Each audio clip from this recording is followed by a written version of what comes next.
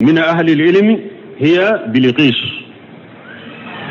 دونك بغا تشاما كوني موسوين تغدي كو بلقيس وفنا بيفو من حديث سهل منارا الله أعلم توصير كلاو كوني بافو كو موسوين تغدي كو بلقيس بو نيمفنا نيني كافرو كسريا دي من أمك سلاميا سريا كونو تيدن كل لن يفلها قوم ولو أمرهم إمراتا أمك سريا كونو تيدن كو مغسود تناو بيغاني أبي مين نابا سرو أبي سرا مين نابا كساما نايا موسوكا كنيماي وهذا سبب البخاري كونو لن يفلها قوم ولو أمرهم إمراتا وسبب كيرا جمعي كسرى فارس وكم مساكي كسرى مساكي دين دي كيرا سببوية كابوسونو دو فينا كادي فاما پروفا كسالي كپلاسي تاقوفي تمام فاي نيا پوسونو اندو فاي نيا دواليتي بوالا ايا دو فنا دين نودو فاي فنا يا كان نفلو بدو كيسو كونو dufen do be o ba abado o kadi adenya kosobe ayo o dufen do kesi do kono afana posona do o dufen na kesi be ka pape sabe ka daka ka nurala nin kesi ninde ba kono nin kesi sanu de ba kono nin kesi worje de ba kono bo kesi mi o dumfen masina ba kono yo fana sabe ala ja posina ye posine kala tuma me ale sara den nye kesi laja yo kesi edro aya daile do fe min ba kuna ya do afana sara asale jamana den ko nim masake ye bara minke anye ni alete adende tumbamura ni haraka denkete mo wore tamara de anya de muso ke masake adem muso nyumara ode nana fo cidenye ko kisra ku masake musode cidenye hadisa fo de senfe akol la nyukul haqawm wallahu amrahum imrata akol jamakulu siten ni yoro soro ka ganye naye muso ka kanyema wala an ka silamiya sariala fimu fe yoro ni cewde be muso tese ka ke ulu nyema kumara an ka silamiya sarate swama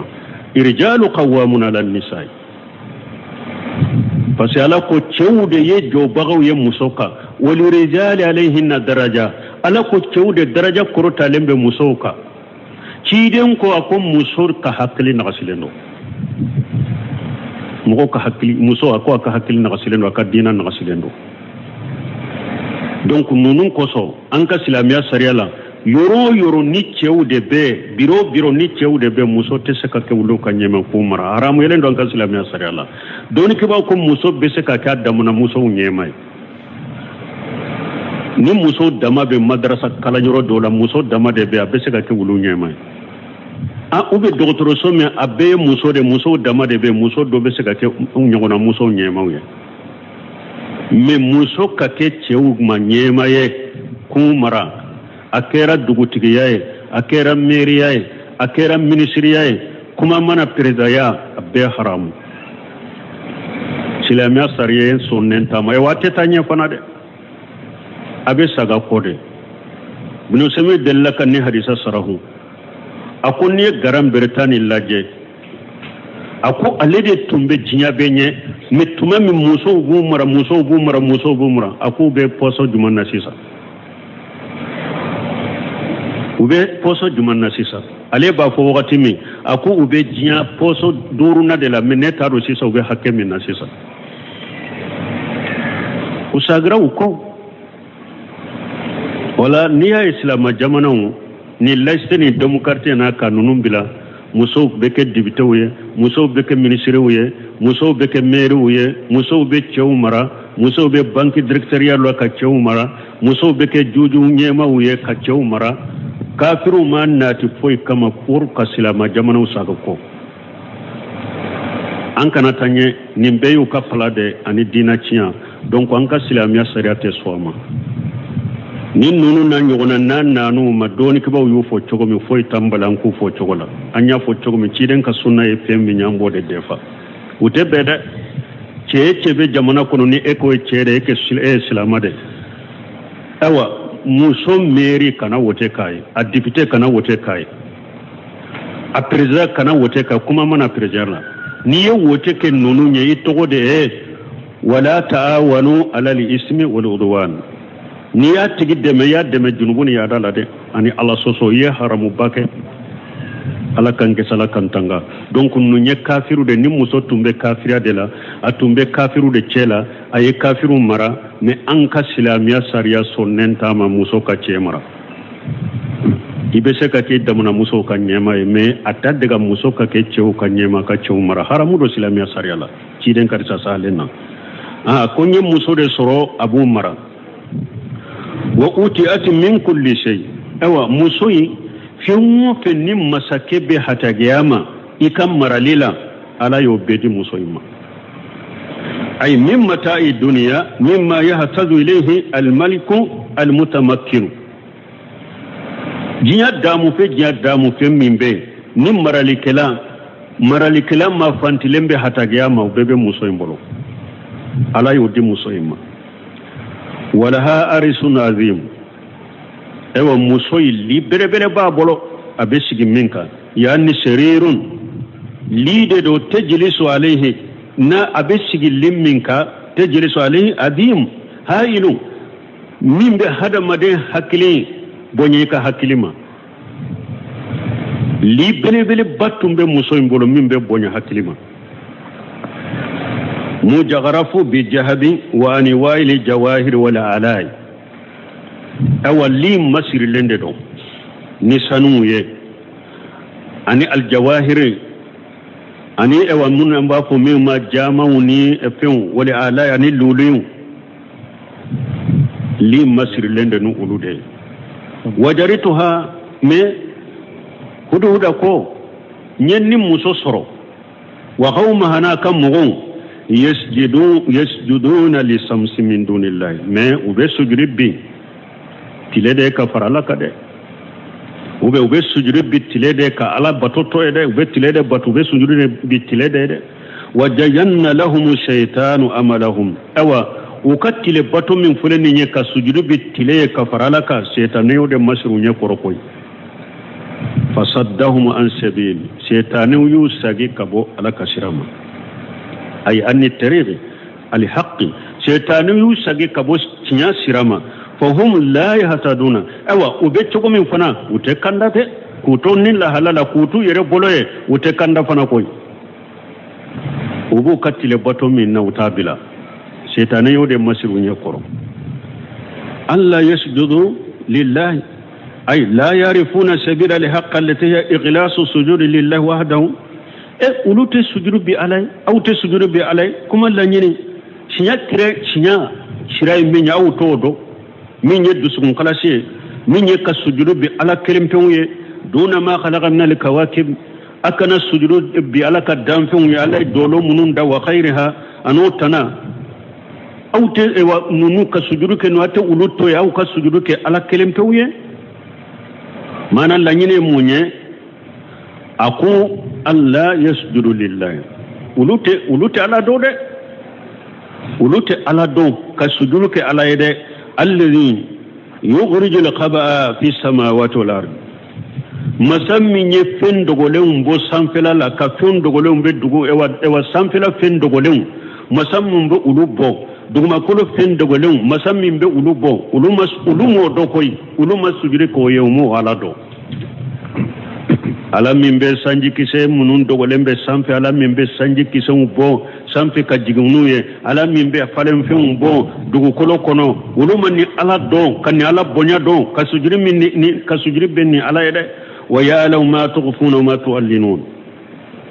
masami ube min dogo ala bado be min bange abado ni ala de ni bato kaka ni ala de ni sujuri kaka ni uluma sujuri ke niyade uluma sujudu ken ni nyade ulu ye sujudu ke tilewu de ka farani alaka ala min bonya ben ni degere ala mun kala halabe ni degere la ulu man ni ala bato man ni ala do ulu tara sujudu bi dam fe unde kan ni ala toy hudu da ka kuma ye la nyine ninde allah la ilaha illa huwa bun kasir tuma mai ni tafsira ko kama qala ta'ala wa min ayatihi laylu wan naharu akun nimbe ko min alako qur'ana kono abe alaka taman shawula mun be alaka kele bantiya mola ko kelem to kanka batu al-laylu tile wan aywa sufela wan naharu ani tile wa samsu ani tile kise yere wala qamara ni kalo la tasjudu li samsi ala ko kana sujudu bi tile yede wala lil qamari akana sujudu bi kaloye wasjudu lillahi alladhi khalaqahunna in kuntum iyyahu ta'budun aw ayasjudu bi alade masammin yin nununda ayo de bato ayo kelimpo de bato ayo sujudu ko ode ni ala bato la ya awye ayenni ala de bato de wa gharabadul qurra'i alla yasjudu lillahi jala alla lil istiftahiyya ويا للنداء وهجف المنادا تقديره عنده مغمن يكلا كلان شغور لو نكو الله يا قوم اسجدوا لله مغو نون تري الله ينك كومي حرف النداء وللده وياك كومي وللده ككما دايله كمغو ولي مغو اتسجد بي عليوا مغو اتسجد بي عليوا الذي يخرج الخبا في السماوات والأرض يعلم كل قضية في السماء والأرض فندقل بسام قبل على بعضه فندقل بدهم كل على بعضه ويعلم ما تخفون وما تعلنون أي يعلم ما يخفيه العباد وما يعلنونه من الأقوال والأفعال ألمي جون بمن دغو أبادو جون بمن بانجي أبادو أكملما أكيولما جون kuma bennu ya dogala bado nu yuka kuma bange ala bado nu jow nyuka kewale dogo ala bado nu yuka kewale bange ala bado wa haja ka qawli ta'ala ni alaka kuma ya kelene ni alako sawa'un minkum man asara li qawla wa man jahara bihi wa man huwa mustaghfi bil layli wa saribu bin nahar awa alako bede kelene de ni mogo min yi ka kuma dogo fo ki ka kuma gunda ube ni mogo min yi ka kuma bange de wa mogo min ni dogora su dibi de la ka fendo ke wa mogo min tile ganfe tile ewa yelela ibora kene ma ka fenke abede ka kala bulaba bedo min dogora ala bo me chogo min bangera bo amu o chogo kelendela iye dogo kaminke su dibila ala bo ala bodo abe komi ni ewa tilafela tilemandrendere fana ni yeminke ala bado chogomi iye ni dogora sufe yeminke ala bo fana do chogodela abede kelenya ala bo fente dogo alala masammin be la halab in masammin be ni la halala a uloban ni ala bato de ulu taratile de bato ka sujurbi tile الله لا إله إلا هو رب العرش العظيم أي هو المدعو وهو الله الله ده باتو فيني الله لا إله إلا هو الله ده باتو فيني فويت منك باتو تشيني على كلمة كوته رب العرش العظيم لا رش بلا بين تجده عليه أي هو المدعو وهو الله الذي لا إله إلا هو الله ده ولي فيني الله ده باتو فيني bato masate min ka bato chani ala kelim pe wute rabbul arshil azim la rish bele bayin tigide alay alladhi laysa fil makhluqati ajamu minhu la rish mi fente dam funa min ka bonay walamma kana al hudhud da'iya ila al khair wa ibadati llah bun kasir ko akotuma mi hudhuda kera kamo wele kata herama aye mogo wala kata ala kelimpe batoma ila alkhair wa ibadati llahi wahdahu wa sujudi lahu tumami huda kera aye mogo wala kata herama kam mogo wala kata ala kelimpe batoma kam mogo wala ko sujudu kabbi ala kelimpe wiye akut tumami huda kera ni chogola nuhiya an qatlihi sila mesara yambale kwanka huda faqa akwa kana faqa وقد نهى النبي صلى الله عليه وسلم حديثاً بأبو داود كنو